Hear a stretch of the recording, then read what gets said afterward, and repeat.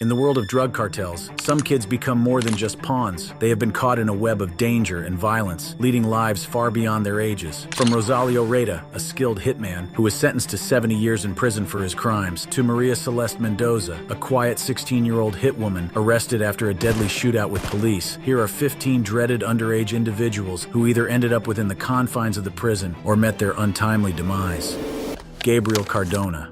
Born in Laredo, Texas, to a family of Mexican descent, Gabriel grew up with one foot on each side of the U.S.-Mexico border. His childhood seemed ordinary enough, but by the time he was a teenager, his life was about to take a dark and dangerous turn. In 2003, Gabriel decided to invite his friend Rosalio Reyta to Nuevo Laredo, Mexico. They were just two young guys looking for excitement. They started off the day in a casual way, grabbing a bite to eat at a local restaurant. But soon, Gabriel's brother called with a request that would change their lives forever. They were summoned to meet Miguel Trevino Morales, a feared leader of Los Zetas, a ruthless and violent cartel. From that moment, their lives would never be the same. Gabriel and Rosalio were quickly swept up into the dangerous world of cartel violence, recruited as hitmen for Los Zetas. They were not just any hitmen. The young duo received intensive training in all kinds of weapons, preparing them for the brutal missions they would soon carry out. In fact, Gabriel was one of the 20 members trained as sicarios, assassins. The streets of Laredo became their hunting ground, where they were unleashed to do the cartel's bidding. For a while, the pair seemed untouchable, carrying out murders and enforcing cartel control with frightening precision. But things went wrong after a botched hit. Knowing that their time was up, Gabriel and Rosalio made the decision to surrender to the law. Once in custody, their story didn't end. Gabriel and Rosalio became a media sensation, speaking out about their lives as Zeta's hitmen. While Gabriel trained as a skilled hitman, carrying out cartel orders with precision, the next kid was thrust into brutal violence at just 13.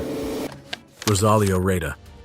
The story of Rosalio is that of a young boy drawn into a world of unimaginable violence. Born in Nuevo Laredo, Tamaulipas, Mexico in 1990, Rosalio grew up with a foot in both worlds, living between Mexico and the United States. Like many kids his age, he was curious and eager for adventure. But at just 13 years old, his search for excitement would take him down a dark and dangerous path. It all began when his friend, Gabriel Cardona, invited him to cross the bridge into Nuevo Laredo, Mexico. What Rosalio didn't know was that it wasn't just a simple trip. Gabriel took him to a ranch where they were to report for duty to Miguel Trevino Morales, the brutal leader of the Gulf Cartel's feared armed wing, Los Zetas. Rosalio, still just a child, found himself suddenly immersed in the deadly world of cartel violence. At that ranch, Rosalio witnessed his first execution. It was a moment that would forever change him. That very night, Trevino pushed the young boy further into the cartel's grip by ordering him to carry out his first killing. With that one act, Rosalio became a child soldier for Los Zetas, now fully entrenched in the cartel's violent operations. He quickly became part of an elite team of assassins, handpicked by Trevino. These assassins were primarily young Mexican-American teens, trained to be deadly with handguns, rifles, and even rocket launchers. Trevino unleashed Rosalio and his team onto the streets of Laredo, Texas, where they carried out a string of brutal, high-profile murders. But the life of a cartel hitman is dangerous, even for the most skilled. After botching a hit in Mexico, Rosalio knew that Trevino's punishment would be death. Desperate to escape his fate, he surrendered to authorities and agreed to testify against the Zetas. Rosalio was sentenced to 70 years in prison for his crimes, a haunting reminder of a childhood lost to cartel violence. While Rosalio was drawn into a deadly life of crime at a tender age, the next kid turned a birthday party into a scene of horror by opening fire with a gang. El Chapito. In January 2023, a tragic event occurred during what should have been a celebration, a birthday party in Chimalhuacan, just outside Mexico City. On that day, chaos broke out in the early morning hours when gunmen arrived on motorcycles and began shooting, resulting in a heartbreaking scene. 8 people lost their lives in the attack, and 7 others were seriously injured, including a 3-year-old child. What makes this tragedy even more shocking is the age of one of the alleged shooters. A 14-year-old boy known by his nickname El Chapito was arrested for his role in the violence. Alongside him was another man, El Nono. The two are said to have stormed the party and unleashed a deadly hail of bullets, turning the gathering into a terrifying situation. Photos from the crime scene later published by Mexican media showed chairs overturned, a lawn littered with debris, and an abandoned trampoline. Authorities say the teenage gunman and El Nono were part of a local gang led by a man named El Lenguas, who had already been arrested earlier on February 25th. Over the weekend, authorities raided several locations and had captured El Chapito, El Nono, and 7 other suspected gang members. Although this gang was involved in local criminal activity, it's still unclear if they were tied to any larger cartel or criminal organization in Mexico, or if they were working independently. The arrest of a 14-year-old in such a brutal attack shocked many, raising even more questions about how deeply crime has sunk its claws into Mexico's youth. While El Chapito unleashed violence at a birthday party massacre, the next kid claimed responsibility for at least 50 murders as a cartel hitman. Francisco Miguel N. In a story that feels more like a shocking crime thriller than real life, Mexican prosecutors revealed the investigation of a 16-year-old suspected hitman believed to have participated in at least 50 murders. The teenager, known only as Francisco Miguel N., was part of the notorious gang Los Mazatlecos, a criminal group linked to the Beltran-Leyva cartel. It all began when police arrested the boy in 2012 in Sinaloa, a state infamous for its drug trade. He was caught carrying a loaded gun and drugs, but what came next shocked even the seasoned authorities. During questioning, the teenager confessed to being a hitman for the gang, revealing a deadly secret life. He admitted to participating in executions that spanned a terrifying range. Police officers, innocent farmers, and even a musician all met their end at his hands since February. Francisco, whose nickname was fittingly El Niño, the boy, described how he had been given powerful weapons, an AK-47 rifle and a pistol, tools of his trade. These were the weapons he used to carry out the attacks, all while living a life most would expect of a child, not a cartel assassin. Sinaloa, the violent coastal state where El Niño carried out his horrific acts, has a long history tied to drug trading. It is home to the infamous Sinaloa cartel, led by the now arrested Joaquin El Chapo Guzman. Once allied with Guzman, the Beltran-Leyva cartel, which the boy worked for, became bitter enemies of the Sinaloa cartel after a falling out in 2008. At just 16, Francisco had already become deeply entrenched in a world of violence and murder. While Francisco was a mere hitman for Los Mazatlecos, participating in over 50 brutal murders, the next cartel member used his rap career as a front, while secretly disposing of bodies for a cartel. Christian Omar Palma Gutierrez. Better known as the rapper QBA, Gutierrez seemed to be living 2 very different lives. On one side, he had a thriving social media presence with 2 Facebook pages that had a combined following of 140,000 people and a YouTube channel with 125,000 subscribers. His videos, filled with images of rough neighborhoods, drugs, and weapons, gained millions of views. In songs like Death Has No Schedule, he rapped about drugs and gang life, often in a threatening tone. But behind the scenes, QBA wasn't just singing about violence, he was living it. In a shocking twist, Gutierrez was arrested and confessed to being involved in the gruesome deaths of 3 young men: Salomon Aceves Gastelum, 25, Daniel Diaz, 20, and Marco Avalos, 20. These 3 were kidnapped, tortured, and murdered in the state of Jalisco, a crime that shook the region. Gutierrez admitted to state prosecutors that his role was to dispose of the bodies after the horrific murders. But that wasn't all. According to Chief Investigator Lizette Torres, QBA had already participated in 3 other murders before this incident. QBA's connection to the Jalisco New Generation Cartel, a powerful and violent group in Mexico, came to light during his confession. He revealed that he had been recruited by a friend just 3 months earlier and was being paid a mere 3,000 pesos, 130 euros, a week to carry out the cartel's dirty work. As shocking as it is, QBA's music and videos are now part of the criminal investigation. While Gutierrez and another suspect face charges of aggravated kidnapping, 5 more suspects involved in the murders remain on the run. While QBA's life was hidden behind his social media fame, that of the next member was a descent into the cartel's brutal world of loyalty and fear. Juana Lepec. Known as Lepec, Juana was born in Hidalgo, a small town near Mexico City. The name Lepec means the little one, a nickname that seems almost ironic considering the dangerous path her life would take. Her story begins with tragedy. After the brutal murder of her brother at the hands of cartel thugs, Juana found herself lost and desperate for a way to survive in a world that felt increasingly hostile. By the age of 15, life had thrown her another curveball. She became pregnant by a man who was 20 years older than her. Faced with the weight of motherhood and the challenge of providing for her child, Juana was forced to make choices that would haunt her. With limited options and no support, she took a step into the dark and dangerous world of the cartel. Juana's entry into cartel life was fraught with peril. She quickly learned that the cartel demanded loyalty and fear above all else. Juana's journey into the cartel world took a dark turn when she became a halcaneo, which means a lookout for police and army patrols. She would stand at a lookout point for 8 long hours, scanning for any signs of law enforcement that could threaten the cartel's operations. instructions. If she failed in her duty, the consequences were severe. She recounted how she was tied up and given only a single taco to eat each day for failing to spot a patrol. To help you understand how insignificant the food is, taco is a traditional Mexican dish consisting of a small hand-sized corn or wheat-based tortilla topped with a filling. During her time working for the cartel, Juana witnessed scenes that would haunt anyone. One of the most shocking moments was when she saw a man severely injured by a heavy object. As if that weren't disturbing enough, Juana also hinted at even more troubling acts she had been involved in. She mentioned doing things with the bodies of people who had passed away that many would find difficult to understand. Now, Juana Lepec finds herself awaiting sentencing in California. While Juana's disgusting acts appeared to be fueled by the horrors she witnessed, the journey of the next kid was one of survival and betrayal, ending in a near-death experience orchestrated by the same cartel that once employed him. Jacobo.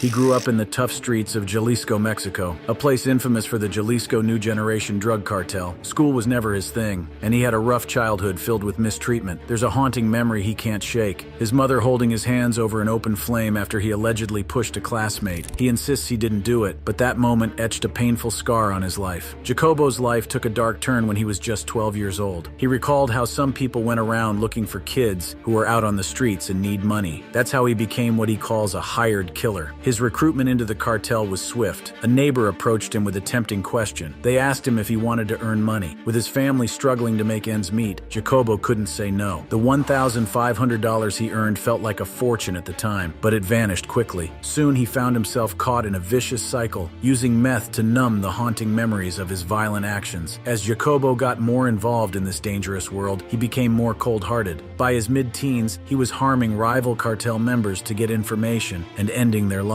He would also dispose of their bodies in harsh ways outside of Mexico City. It was a horrifying experience, but it became his everyday life. However, it was his last job that sealed his fate. The cartel ordered him to execute a killing in public, where many would witness the act. When police came looking for him, Jacobo went into hiding, but the cartel contacted him, claiming they wanted to move him to a safer location. It was a trap. By the time he showed up at the meeting place, they started shooting at him. He was shot in the head, back, and abdomen, left for dead. Miraculously, he survived. Now he's serving a 4-year sentence as a youthful offender for murder. In Mexico, laws often allow for short sentences for young offenders, meaning he'll be out before he turns 21. Yet even in prison, Jacobo remains terrified. He knows the cartel is everywhere, and they won't stop until they eliminate anyone who threatens them. Although Jacobo was drawn into a life of crime by desperation, problems at home, and the promise of easy money, another young member found themselves caught in the dangerous cycle of cartel life from an early age, not knowing any other way to survive.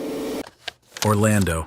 His story begins in the rough streets of Ciudad Juarez, where he grew up after escaping from an orphanage. It was a tough life, filled with uncertainty and danger. By the time he was 10 years old, he was already caught up in a world he never chose. Over the next 6 years, he estimates that he was responsible for the deaths of 19 people, most of them on orders from the notorious Sinaloa cartel. Now, at just 17, Orlando finds himself behind bars, serving a 4-year sentence for homicide. The weight of his actions hangs heavy on him. In a moment of raw honesty, he admitted that he didn't know any other way to live other than killing people. Orlando reflects on the violence that surrounded him, explaining how the cartel lured him in with promises of power and money. To survive in that ruthless world, he felt he had to prove himself, and that meant taking lives. As he sits in his cell, he wonders if there's any way out of this cycle of violence. The memories of his past haunt him, and he fears that even behind bars, he remains trapped in the darkness that shaped his life. Will he ever find a way to break free from the grip of the cartel?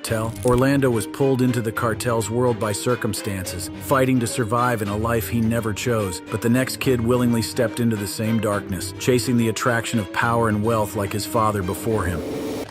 Ivan. He grew up in a northern border town, but unlike many kids lured into the world of cartels by hardship, his life was different. His father worked for the cartel, and Ivan didn't experience the usual struggles of poverty or abuse that often push others into this dangerous lifestyle. For him, it was a choice, a conscious decision to follow in his father's footsteps. He admitted that he was influenced by the narco culture. He spoke about how he liked the corridos, the TV shows, the guns, and the trucks. It wasn't long before the glamour and power associated with cartel cartel life consumed him. By the age of 11, Ivan was no longer an innocent child. He was working as a hitman for the same cartel his father served, making it a rough start to his young life. At first, seeing the bodies of those he was involved with left him deeply disturbed, but over time, that fear went away. The more he took part in these actions, the more he became emotionally numb to it. In other words, he no longer felt anything. No fear, no regret, and no guilt. Now Ivan is serving a sentence for murder, the life he chose leading him down a dark path from which there may be no return. While Ivan chose the path of violence willingly, the next cartel member, though also young, was lured into it by circumstance and necessity. Maria Celeste Mendoza. Surrounded by the crowd of reporters and with her head lowered to avoid the flashing cameras, the slender 16-year-old girl paused for just a moment before quietly admitting that she was a hit woman. This young girl, Maria Celeste Mendoza, was one of 6 teenagers recently arrested after a confrontation with police in central Mexico. Her capture marked yet another addition to the growing number of young people being lured into the violent world of drug cartels. Dressed in combat fatigues, with her face hidden from view, Mendoza explained that she had been recruited and trained by one of Mexico's most brutal cartels, the Zetas. According to Mendoza, she was taught to handle powerful weapons like Kalashnikov rifles, despite her young age. She described the training with little emotion, speaking in a dull tone, as if what she was saying had become routine. For 2 weeks of work, Mendoza said she earned 12,000 pesos, about $1,000, a huge sum for someone her age, and more than triple the national average income. Whether or not she had actually been responsible for the death of anyone remained unclear, but her future as a hitwoman seemed inevitable, given her role within the cartel. Along with Mendoza, the other suspects captured that day were all young women, none older than 21. Their capture in San Cristobal de la Barranca, near Guadalajara, revealed a dark trend in cartel recruitment. More and more youths are being dragged into a life of crime, tempted by easy money and the allure of power. Mexico's rising youth unemployment, widespread access to drugs, and the quick cash offered by the cartels are fueling this dangerous cycle. While Mendoza, a quiet 16-year-old hitwoman trained by one of Mexico's deadliest cartels, found herself arrested after a deadly shootout with police, the next kid was a gang leader in the Bronx, orchestrating a brutal murder that shocked the nation. Frederick Then. In a case that deeply affected the Bronx and sparked outrage nationwide, 2 suspected gang members were found guilty of planning the attack that led to the tragic death of 15-year-old Lisandro Jr. Guzman Feliz. The verdict was handed down by a Bronx jury on Friday, and it brought some measure of justice to a crime that horrified the community. Frederick Then and Diego Suero had been on trial since 2019, and after years of waiting, both were convicted of second-degree murder. The crime they were responsible for was as senseless as it was tragic. In June 2018, Guzman Feliz was chased into a Bronx bodega by members of the infamous Trinitarios gang. Mistaken for a rival gang member, the innocent teenager was dragged out of the store and savagely stabbed to death. The entire incident was caught on security cameras, sparking outrage across social media and turning Junior's death into a symbol of the need for justice. But the reality behind the crime was even more disturbing. Guzman Feliz had no gang affiliations. He was just a boy who dreamed of becoming a police officer and was a part of the NYPD Explorers program, a group designed for teens aspiring to work in law enforcement. He lived only a block from the scene where his life was brutally taken. Investigations revealed that Suero and Then were the local leaders of the Trinitarios gang. Authorities believe the 2 men ordered the younger gang members to carry out the attack that led to Junior's death. In total, 14 men were charged with the murder, but Suero and Then were the ones calling the shots. Now the 2 faced the consequences of their actions. Both men could spend the rest of their lives behind bars, as they are expected to receive sentences of 25 years to life in prison. Their sentencing is expected to mark the final chapter in a case that brought immense pain to a family and ignited a community's demand for justice. While Then masterminded the tragic murder of an innocent 15-year-old aspiring police officer, the next cartel member led a deadly ambush against police before losing his life in a gruesome shootout at 16. Juanito Pistolas. He was a 16-year-old believed to be a hitman for a Mexican cartel. He met a shocking fate during a confrontation with police. The teenager, known as Juanito Pistola, also called Commander Little, was reportedly sent on a destructive mission to target law enforcement officers in the town of Nuevo Laredo. On that fateful day, Juanito and 6 other gang members piled into a van with Texas license plates, armed to the teeth and dressed in military outfits. They were part of the notorious Hell's Troop gang, and their mission was simply to ambush the police. As they drove through the streets, streets, they were so eager to carry out their mission. Little did they know that their plans were about to unravel in the most horrific way. Around noon, the gang spotted their targets and engaged the police in a confrontation near the airport. Civilians could be seen fleeing for cover. It was surprising how Juanito, who was just a teenager, had taken on the role of a commander, leading his fellow gang members into what would become their last stand. Unfortunately, things didn't go as planned. Disturbing images emerged showing the aftermath of their actions. Juanito had tragically lost his life in the crossfire, and his comrades' bodies were found scattered on the ground. It is unfortunate how Juanito Pistola, once a boy with dreams and aspirations, became just another victim of a violent world where youth are drawn into crime and chaos. While Juanito met a violent end in a shootout with police, the next cartel member became infamous for his gruesome crimes at just 14. Edgar Jimenez Lugo.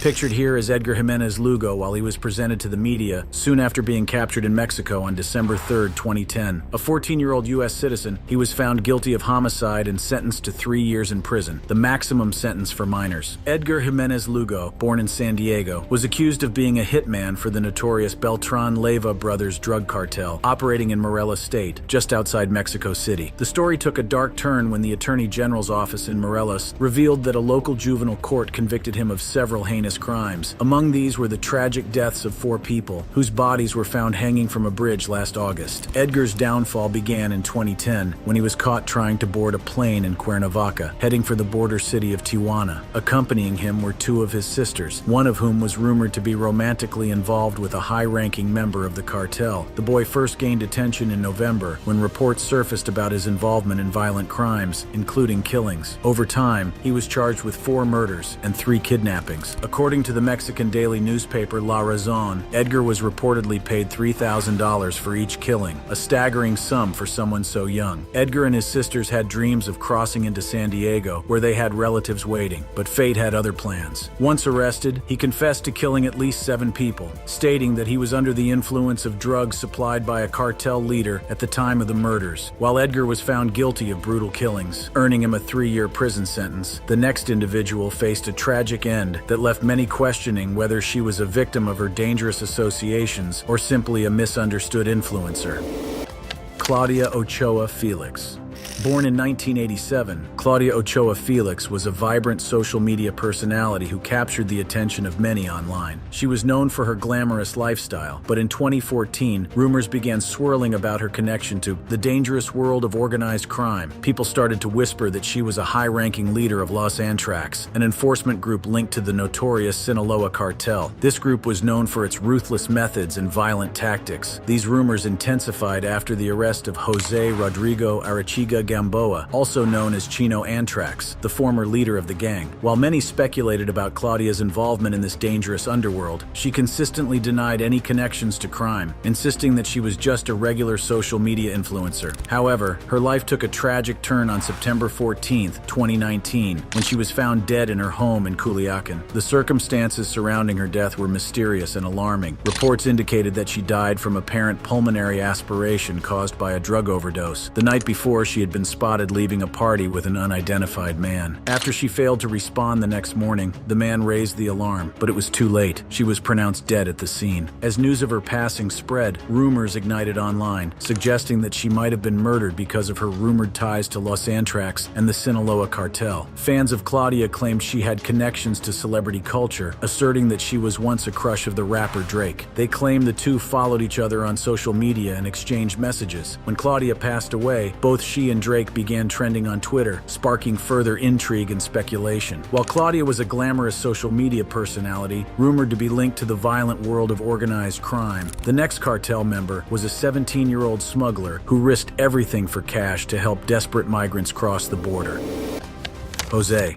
After a brief scolding from his family, 17-year-old Jose finally comes to life. Excited to show off his pigs and hens, happily digging around outside the rundown house he shares with his family on the outskirts of Ciudad Juarez, Mexico. But beneath this facade of peace lies a much darker reality. Jose is tangled up in a dangerous world, working for a local cartel. His job? Guiding undocumented immigrants from Ciudad Juarez across the dangerous desert into Texas and New Mexico. Because he's still a minor, the cartel knows that if he gets caught by U.S. U.S. Border Patrol, he'll likely just get sent back to Mexico. This means he can keep making the trip over and over again, a risky job that many other kids his age are also doing, according to researchers who spoke with Al Jazeera. Jose tells them the journey takes only about 30 minutes. Once they reach their destination, they hide the immigrants in a hotel, waiting for someone to pick them up. Although he can't remember exactly how many times he's crossed the desert, he does know one thing for sure: the money is good. For every Mexican he successfully crosses, Jose makes $200. If the person is from Central America, usually fleeing gang violence, he gets $500. On a single night, he takes 2 to 4 people with him, moving under the cover of darkness to avoid the watchful eyes of the Border Patrol. In a good night's work, he can pocket up to $2,000. In comparison, many residents of Juarez work late shifts in the city's maquila factories producing goods for export to the U.S., earning around $5 a day. This means that just one night for Jose can equal what a factory worker earns in 4 months. Jose started this dangerous work when he was just 12 years old, thrusting him into a world that most teenagers his age could never imagine. Each of these kid cartel members becomes a reflection of the harsh realities of life, combined with the lawlessness of cartels. Click on the cards that appear on your screen to check out other videos from us.